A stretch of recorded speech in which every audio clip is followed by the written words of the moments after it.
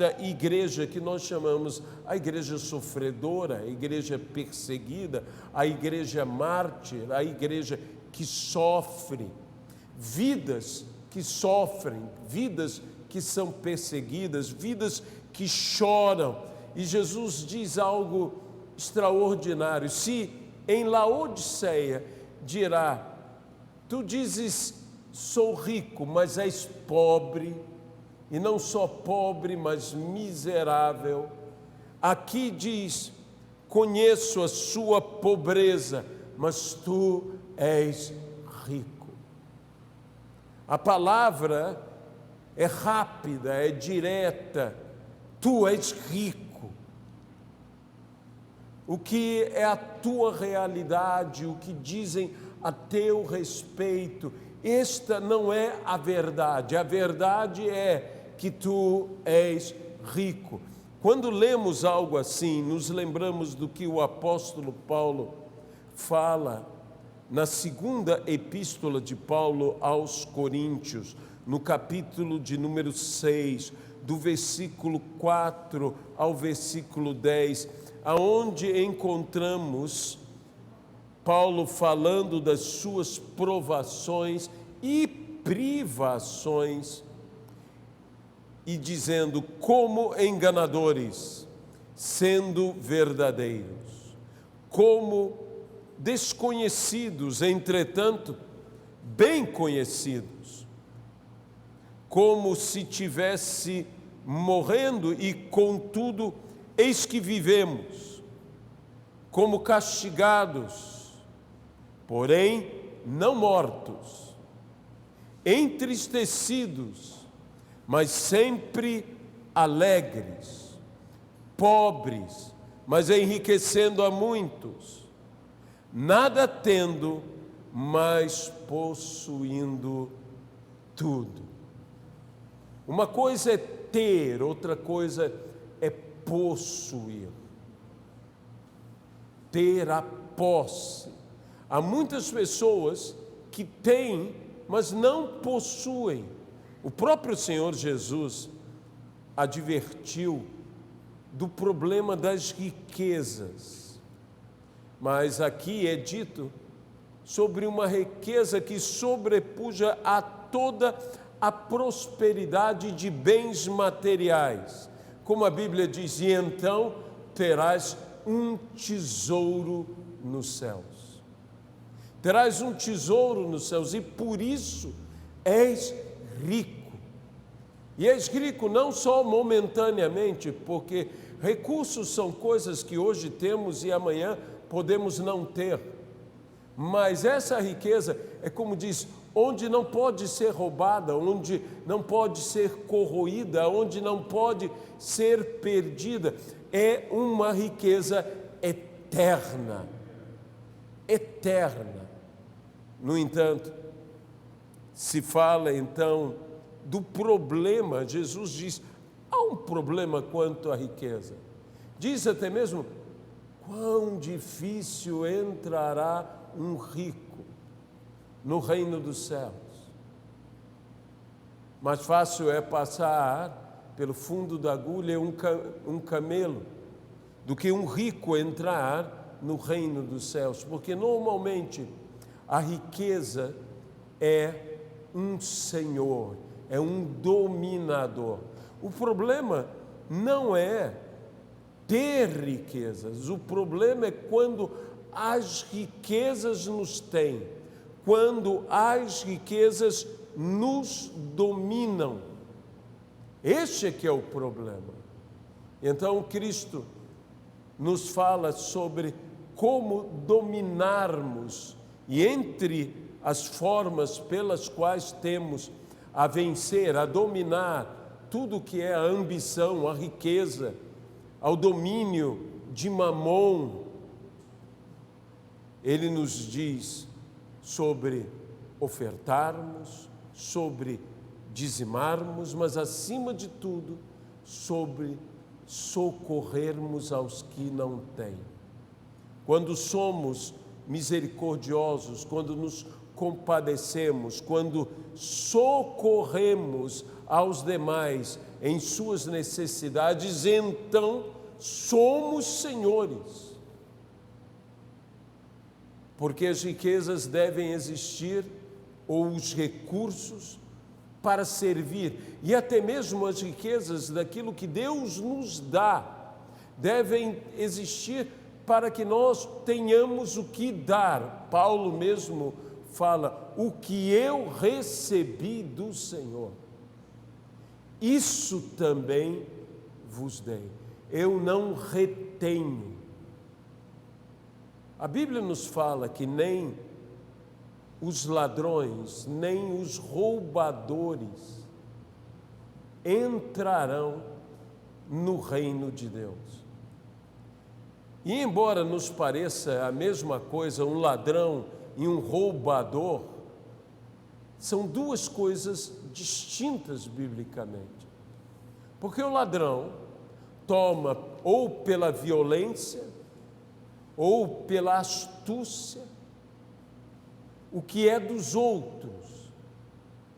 E o ladrão, que é roubador, o que rouba é o que retém o que é dos outros. Por isso a Bíblia diz: vós me roubais. Por quê? Porque retém o que de fato é de Deus. Ninguém toma de Deus, mas você pode reter. E então, muitas vezes nós não estamos tomando nada. Nós não estamos tomando nada de ninguém. E dizemos: bem, eu não sou um ladrão, mas eu posso ser um roubador, se eu retenho o que eu deveria dar a alguém.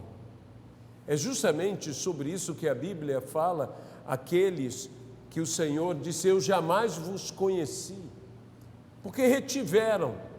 Disse: eu tive fome e vós não me destes de comer. Eu tive sede e vós não me destes de beber. Eu estava nu e vós não me vestistes. Eu era estrangeiro e não me recolheste ou recebeste. Eu estive enfermo e não fostes ver-me. Eu estive preso e não fostes visitar-me. Ou seja, eles retiveram aquilo que poderiam ter feito de bem aos outros. De onde chegamos à conclusão que somos mais condenados pelo bem que deixamos de fazer do que pelo mal que cometemos. E o mal, nós até nos prevenimos contra ele, mas deixar de fazer o bem, a omissão, o grande pecado da omissão, isto nós não devemos permitir que aconteça de forma nenhuma em nossa vida. Esta é uma igreja que sofre, é uma igreja perseguida, mas é uma igreja que não deve ter uma ideia equivocada a seu respeito. Quantas vezes por causa dos sofrimentos, quantas vezes por causa das dificuldades, quantas vezes por causa das lutas, das privações, das provações, quantas vezes nós acabamos tendo uma opinião a nosso respeito que até parece que os outros nos convenceram que nós não temos valor, que nós somos pobres. E então é por isso que ele diz: eu conheço a tua pobreza, eu sei que é uma realidade, mas eu te digo uma palavra que vai mudar a tua vida: tu és rico. E às vezes nós não conseguimos enxergar essa riqueza que só Deus parece ver em mim e em você. A mesma coisa quando Deus falou com Moisés e disse a Moisés que ele era o homem escolhido, e Moisés disse: mas quem sou eu? Moisés tinha uma opinião a seu respeito. E Moisés disse: mas quem sou eu? Eu não sou esse homem que o Senhor está dizendo que eu sou. Eu não tenho essa capacidade que o Senhor... Eu sou um homem de pesado falar, eu tenho minhas dificuldades, eu tenho minhas limitações, e os olhos dele estavam nas limitações, e Deus estava olhando com um olhar de graça para Moisés.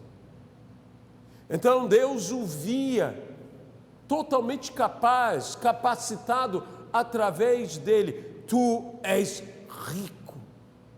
Uma palavra que vai contra a nossa realidade. Aqueles que estão tristes, entristecidos, o Senhor está dizendo: não, mas tu és feliz. Aqueles que estão fracos, Deus está dizendo: mas tu és forte. Aqueles que estão derrotados, Deus está dizendo: mas tu és vencedor. Você pode, no momento, não se aperceber, não notar, mas essa é a palavra. E se Deus diz que eu sou, eu posso te garantir uma coisa: eu sou. Foi quando o próprio Jacó ouviu da voz de Deus naquele val de Jaboque, dizendo: qual é o teu nome? E Jacó disse: eu me chamo Jacó. E Deus lhe disse: não, tu és Israel. Tu és Israel. Eu me chamo Jacó. Não, tu és Israel. Eu não sou o que eu digo ou o que eu acho que eu sou. Eu não sou o que os outros dizem ou o que acham que eu sou. Eu sou o que Deus diz que eu sou. E Deus diz que nós somos mais que vencedores em Cristo Jesus. Então essa é uma palavra curta, que nos traz não apenas encorajamento, mas nos traz uma fé inabalável, porque disse Deus e assim se fez. Tu és rico. Tu és rico. Nós não somos o que nós dizemos ou pensamos que somos. Nós não somos o que os outros dizem ou pensam que nós somos. Nós somos o que Deus declara que nós somos. E por isso nós devemos nos agarrar a esta verdade. Há uma coisa interessantíssima que diz que Deus não apenas conhece o sofrimento, mas também aqueles que se dizem judeus e não são, e diz: isto é uma blasfêmia. O apóstolo Paulo diz: não é judeu apenas o que é de nascimento, não é filho de Abraão apenas o que é de nascimento, mas aquele que tem fé. Fé como teve Abraão. Estes são filhos de Abraão. Os que creem, apesar de todas as circunstâncias, apesar de todas as impossibilidades, como Abraão, que creu, mesmo levando em conta o seu estado, um homem de 100 anos, e Deus lhe diz que ele e Sara, sua esposa, teriam um filho, e esse foi Isaque. E Abraão creu, mesmo reconhecendo todas as suas limitações, todas as suas impossibilidades. Tu és pobre, conheço a tua pobreza, mas tu és rico. Crendo contra a esperança, como Abraão, tendo uma realidade, mas crendo em algo que não está talvez nem ao alcance de suas mãos, que há de se concretizar apesar de todas as impossibilidades. possibilidades. Quando diz eu conheço, eu estou vendo, eu conheço suas dores, seu sofrimento. Essa palavra conhecer nas Sagradas Escrituras, no seu sentido hebraico, quer dizer, eu penetro, eu estou dentro. Você não está sofrendo sozinho. Jesus é aquele que chora com os que choram. Jesus é aquele que sofre com os que sofrem. Jesus é aquele que não deixa nenhum de nós jamais sozinho. Seja a tempestade que for, Ele irá ao nosso encontro. Como foi para com os discípulos andando por sobre as águas, Jesus está conosco. Ele chora conosco. Sabe, chorar, e chorar movido por tristeza, por angústia, é algo difícil, é algo duro, mas existe algo pior. É quando você chora e chora sozinho. Chora solitário. Você e eu, por sermos de Jesus, nunca choramos sozinhos. Há pelo menos mais um que chora conosco. Há pelo menos mais um que sofre a nossa dor. Há pelo menos mais um que sente o que nós estamos sentindo. Este é o Senhor Jesus Cristo. Disse Ana: olhe para mim, Senhor, e veja a minha aflição e lembre-se de mim. E sabe, quando Deus olha para o meu problema, eu tenho certeza que eu logo verei a solução do meu problema. É como Ana. Ana disse: olhe para mim, olhe com olhos de benevolência, com olhos de graça, com olhos de misericórdia. E quando Deus olha para nós com esses olhos, Ele imediatamente estende a sua mão para nós, Ele imediatamente nos socorre.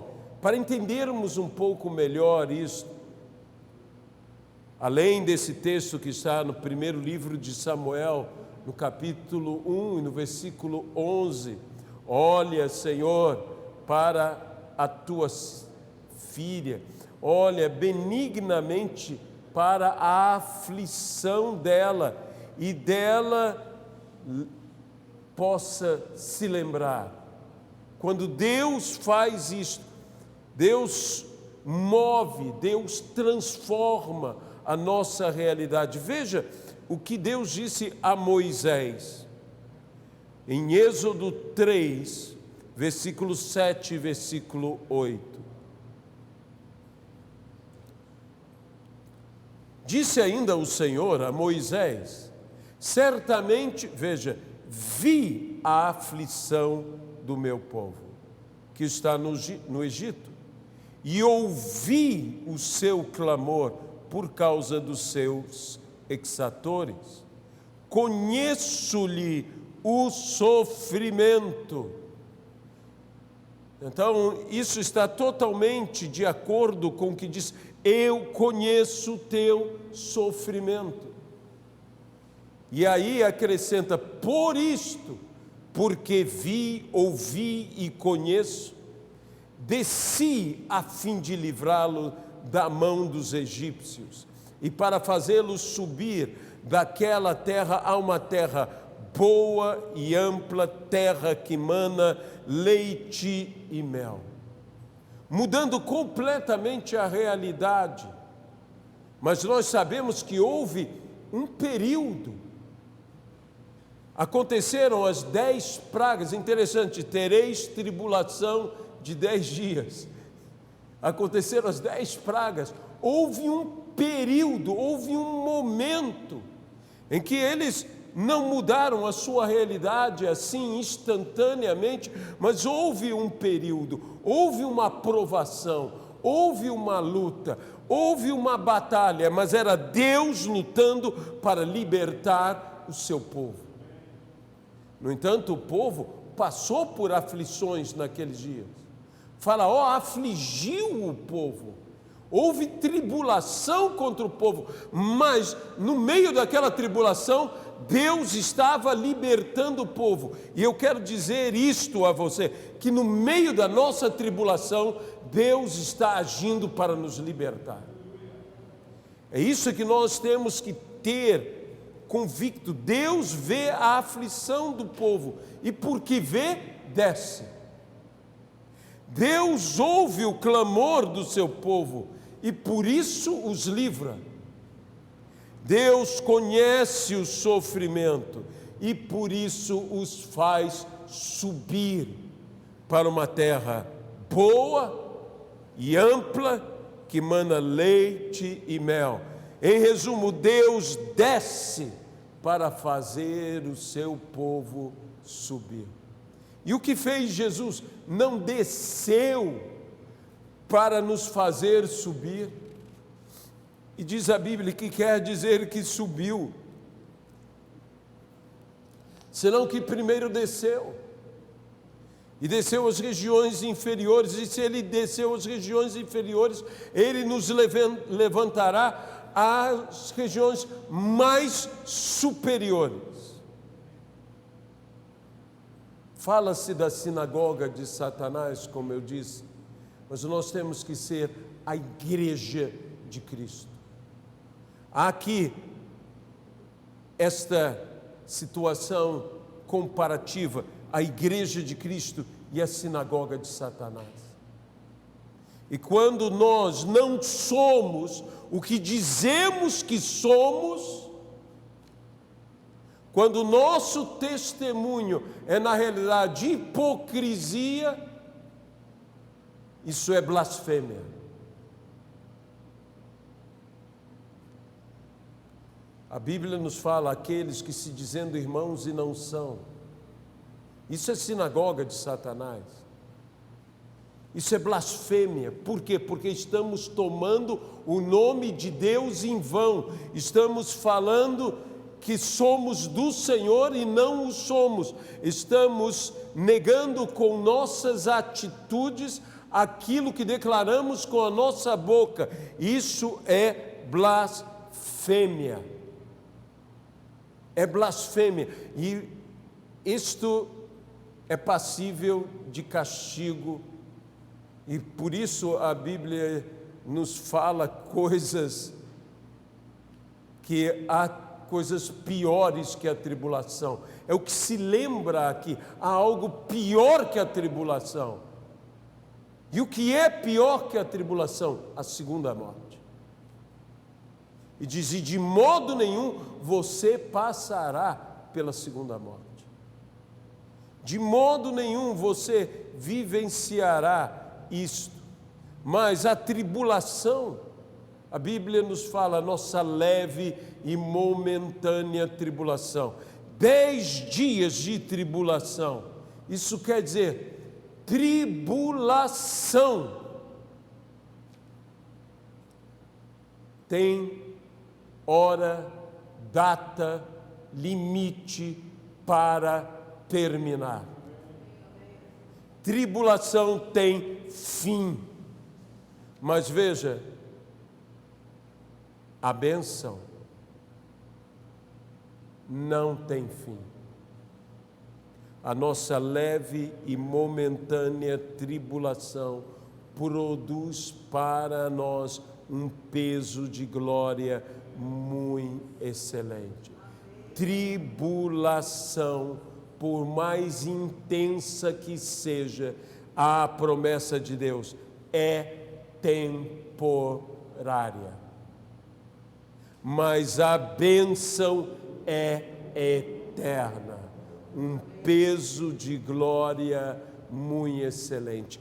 A bênção é eterna. Por isso, se nós passamos por dias longos, porque quando você passa pelo sofrimento, os dias ficam mais longos. Todo mundo realmente sabe que quando você passa por uma aflição, pequenos momentos se tornam extraordinariamente grandes. 10 dias parecem 10 anos, por causa da intensidade da dor, mas é por isso que a Bíblia diz, ela é momentânea. Ela tem momento certo para acabar. Isso não quer dizer que é fácil passar por ela, diz que é momentânea, mas a tua bênção, eu volto a dizer, é eterna. A chave da vitória é perseverança. É perseverança com fé, e perseverar com fé é perseverar com paciência, sabendo que o Senhor nos dará a vitória, que o Senhor nos conduzirá, diz, bendito seja Deus, que sempre nos conduz em triunfo. Mas a palavra aqui, encorajadora, a palavra que é dada ao vencedor, e aquilo que eu digo, há vencedores em todas as igrejas.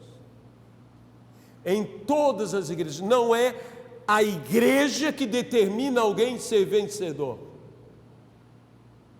É a postura de fé que essa pessoa assume em obediência a Deus, que determina que ela é um vencedor. De forma alguma é igreja.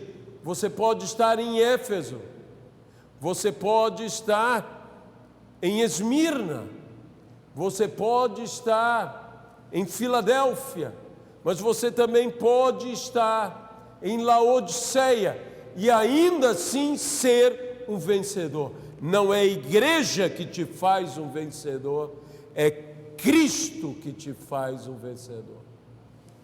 E por isso nós temos que estar com a nossa visão, o nosso olhar no autor e consumador da nossa fé. Diz, de modo nenhum passará pelo dano da segunda morte.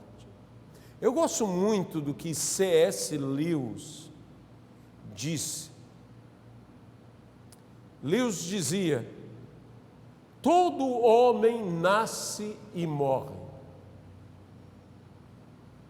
mas aqueles que aceitam a Cristo como Senhor e Salvador, nascem de novo. Por isso, o que nasce 2 vezes nesta vida, morre só uma. Mas o que nasce só uma vez nessa vida, e não nasce o segundo nascimento, morre 2 vezes. Quem vive só uma vez, morre 2. Isso é algo que é uma advertência para todos. Se queremos, de fato, viver e não passar pelo dano da segunda morte, temos que nascer 2 vezes. Temos que nascer, nascendo pela vontade do Espírito, nascendo através do poder de aceitar a Jesus Cristo como Senhor e como Salvador. É por isso que eu quero estender nesse momento a bênção de Esmirna. Podemos estar até sendo esmagados, mas o nosso esmagamento está produzindo um perfume maravilhoso. Ninguém gosta de sofrer. Ninguém são gosta de sofrer. Mas diz, isto é momentâneo. mas a tua alegria, a tua bênção, a tua felicidade, o teu peso de glória são eternos. E se alguém quer viver isso, só há uma maneira: é aceitar a Cristo como seu Senhor e Salvador. Há algo pior do que o pior dos sofrimentos neste mundo: é a segunda morte, é a morte eterna. E se há pessoas que hoje desejam aceitar a Jesus e assim, como disse C.S. Lewis, nesta vida, nascerem duas vezes, nascerem porque nasceram naturalmente e nascerem porque aceitaram a Jesus Cristo como seu Salvador, basta apenas fazer esta oração: